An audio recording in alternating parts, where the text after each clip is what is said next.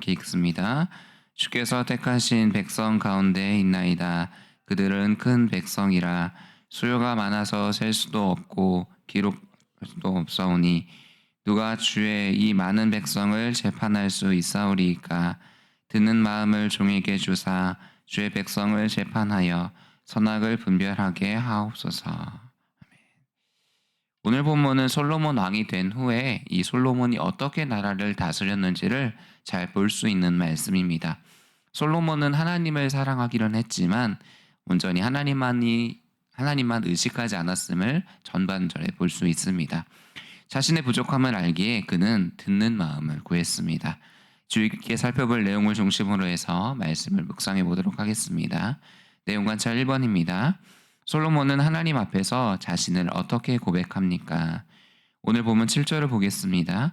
나는 하나님 여호와께서 주께서 종으로 종의 아버지 다윗을 대신하여 왕이 되게 하셨으니 종은 작은 아이라 출입할 줄을 알지 못하고.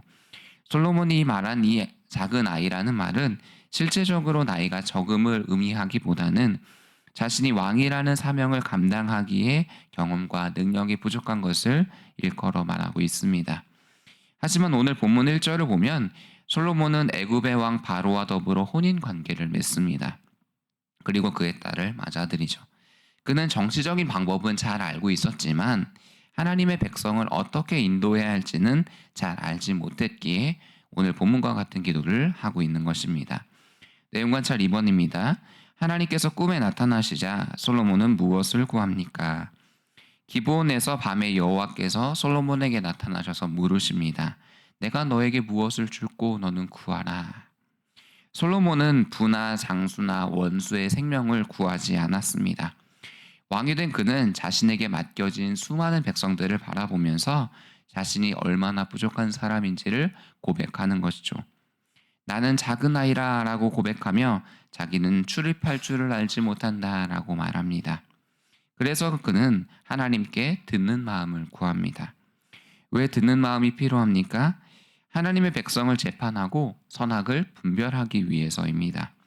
솔로몬은 왕이었지만 이 왕이라는 자리가 그에게 능력을 주는 자리가 아님을 알았던 것입니다. 적어도 이 순간만큼은 자신의 지혜가 아니라 하나님의 능력으로 하나님의 백성을 다스려야 한다라는 것을 인정하고 있습니다. 그래서 자신을 왕으로 세우신 하나님 앞에서 자신에게 필요한 것을 구하는 것이죠. 하나님께서 맡기신 일을 감당하기 위해서는 하나님께서 주시는 지혜가 필요하기 때문입니다. 영과 묵상으로 넘어가겠습니다. 솔로몬은 왜 자신을 종이라 칭하며 작은 아이라 라고 고백합니까? 솔로몬의 고백을 보십시오. 그는 먼저 아버지 다윗을 주의 종이라고 고백합니다. 선대 왕이었던 다윗에게 베푸셨던 하나님의 은혜를 바라보면서 그 은혜가 나에게도 지금 이어지고 있습니다라고 오늘 본문 속에서 말합니다. 그런데 이 솔로몬은 아버지 다윗만 종이라고 부르지 않고 자신도 종이라고 고백합니다. 그리고 자신이 다스려야 할 이스라엘 백성을 일컬어서 주께서 택하신 백성이라고 말합니다. 이 고백이 굉장히 중요합니다. 솔로몬은 자신이 왕이 되었다고 해서 이 백성마저 자신의 것이라고 말하지 않았습니다. 나는 종이고 이 백성은 하나님의 백성입니다 라는 믿음의 고백이 그에게 담겨져 있는 것입니다. 그가 비록 왕좌에 앉아 있지만 이스라엘의 진정한 주인은 하나님이십니다. 솔로몬은 하나님께서 맡겨주신 백성을 다스릴 뿐입니다 라고 고백하고 있는 것이죠. 그렇기 때문에 솔로몬에게 필요한 것은 자신의 뜻대로 백성을 움직일 수 있는 더 큰 권력, 힘이 아니었습니다. 하나님께서 맡기신 백성들의 형편을 듣고 선악을 분별하며 바르게 다스릴 수 있는 이 듣는 마음이 필요했던 것입니다. 그리고 솔로몬은 그 지혜가 자신에게 나온 것이 아님을 알기 때문에 하나님께 나는 작은 아이입니다 라고 교만하지 않고 겸손하게 고백하고 있는 것입니다. 오늘날의 사람들을 보면 하나님께서 주신 시간도 물질도 내 것이라고 생각할 때가 있습니다. 그래서 나의 만족을 위해서 사용해야지라고 이야기할 때가 많습니다. 하나님께서 맡겨주신 가정과 자녀, 직분과 은사, 일터와 기회까지도 마찬가지입니다. 모두 다 내 것이라고 생각하면서 나의 워라밸을 누리며 살아가려고 합니다. 그렇기 때문에 하나님께서 주신 것으로 무엇을 할지를 묻는 것이 지혜로운 자세가 아닙니다. 하나님께서 나에게 왜 이것을 맡기셨는지, 하나님께서 이것을 통해서 내가 누구를 섬기기를 원하시는지 이것을 먼저 물어야 하는 것입니다.